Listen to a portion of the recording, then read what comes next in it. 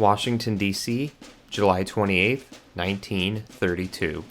General Douglas MacArthur stands in front of soldiers near Memorial Bridge. Major George S. Patton, on horseback, rides up to MacArthur, who tells his cavalry to cross the bridge. Behind them comes 5 tanks, and behind that, a column of infantry. Their target is a group of protesters, veterans of the Great War. Hello, and welcome back to History in Focus, your one-stop shop for the stuff they didn't teach you in school. This week, we'll be looking at the Bonus Army and its impact on the history of the United States. Just remember to give Freedom a ring and hit that subscribe button. The origins of the Bonus Army can be traced back to 1924, when the United States Congress passed the World War Adjusted Compensation Act. Each veteran was to receive a maximum of $625 for their service during World War I, which would be paid in full by 1945. The Great Depression changed that outcome as thousands of veterans, hungry and out of work, soon began to demand their bonuses be paid soon. Now would be a good time. By May of 1932, veterans began to organize, calling themselves the Bonus Expeditionary Force. Their goal would be to march on Washington, D.C. and get their bonuses. By the start of June, there was more than 25,000 veterans, some accompanied by wives and children. They had set up shanty camps across the Potomac River dubbed Hoovervilles after current President Hoover.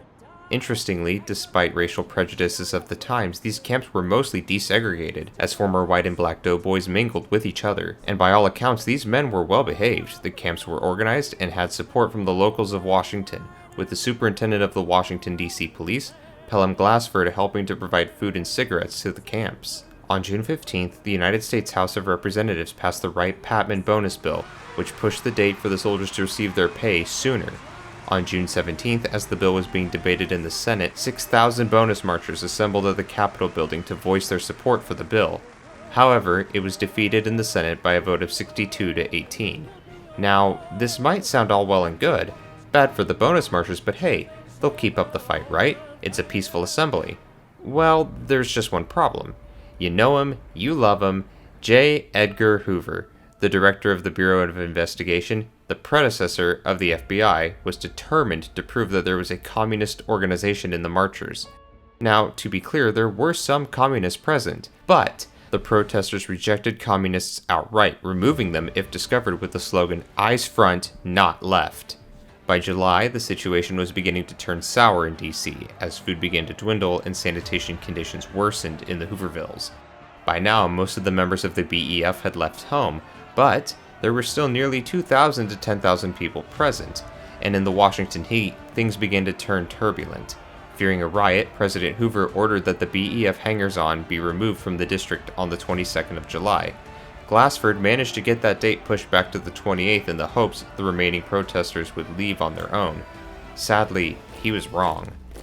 On the morning of July 28, 1932, 100 members of the Washington Police led by Glassford approached one of the Hoovervilles on Pennsylvania Avenue and confronted a group of bonus marchers at the old Capitol Armory. When they made it clear that they would not be leaving, the superintendent had the building sectioned off.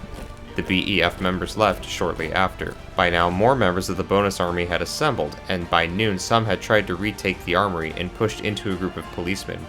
Bricks were thrown and nightsticks were brandished. However, no one was killed and no shots rang out. In the early afternoon, another scuffle broke out near the armory, this time between BEF members. When Glassford sent in officers to break it up, shots rang out, and this time one veteran was dead and 3 officers were wounded. By now, the Army had been called in, and leading from the front was the Army Chief of Staff, General Douglas MacArthur. MacArthur had been training Army troops in riot control during the time the BEF had been camping in D.C. MacArthur's aide, the future President Dwight D. Eisenhower, pleaded with MacArthur to delegate the mission to lower-ranked officers, but MacArthur ignored him, and now tanks rolled through the streets of the Capitol, accompanied by infantry and cavalry, led by Major George S. Patton, to clear the streets. In a scene that would come straight out of some World War propaganda, gas-mask-equipped army soldiers began throwing tear gas at the crowds as they fell back in the face of such an onslaught. The igniters from the grenades began setting off fires, which soon mixed smoke with tear gas. By the evening, most of the downtown Hoovervilles had been cleared out. All that remained was the camp in Anacostia, just across the river. It was here that the army stopped for a moment, allowing the Bonus Army to evacuate women and children. By now, President Hoover had sent orders for MacArthur to halt his troops there. What followed next is still debated. One account by MacArthur's chief of staff claims that MacArthur was given 2 orders not to cross the bridge into Anacostia and deliberately ignored them. The other account provided by Eisenhower is that the orders were never delivered by MacArthur's chief of staff, and thus he had no knowledge of them. Regardless of which account is true, MacArthur's army crossed the bridge. The army began destroying the camp, tearing apart the shacks, burning what they couldn't tear down, and chasing away any remaining members of the BEF as they went. By night, the smoke and flame rose over the city. The BEF was gone. The immediate aftermath of the Army's actions against the BEF was seen as a necessary evil by the public in order to maintain order in the capital.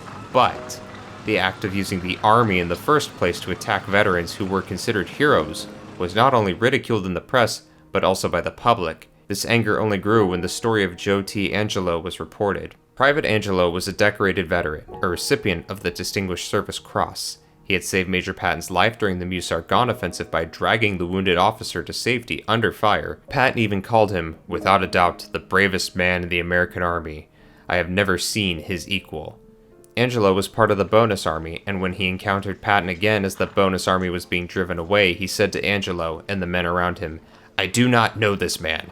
Take him away, and under no circumstances permit him to return." This action also eroded any remaining goodwill President Hoover may have had. 1932 was an election year, and while privately FDR had opposed paying the Bonus Army, believing it created a special class of citizens when all were suffering, when he learned of what happened, he said, "This will elect me." FDR would win the 1932 election in a landslide. The principal military officers, MacArthur, Patton, Eisenhower, managed to escape scrutiny over their participation in removing the Bonus Army, and went on to become some of the principal heroes of the Second World War. By 1936, the legislation to pay the veterans bonuses was passed in the House and Senate. Despite FDR vetoing the bill, it was overridden by Congress, and soon the veterans began receiving their pay. The actions by the Bonus Army marchers and the government's response no doubt were instrumental when discussions turned toward the futures of World War II veterans in 1942. The legislation that was introduced would be the future GI Bill. In 1944, FDR would sign the bill. The benefits of the GI Bill are widely known and helped to establish the future success of the US economy after the war. However, this bill did not benefit all equally, as African Americans were often unable to receive those benefits that their white counterparts did. While ultimately a black mark on both the Army and the federal government, the Bonus Army incident helped to open many eyes to the importance of taking care of veterans after their military service and aided in creating the future benefits that US veterans know today. If you enjoyed this video, please subscribe for future content. Let us know what you thought down in the comments below and what you would like us to cover next.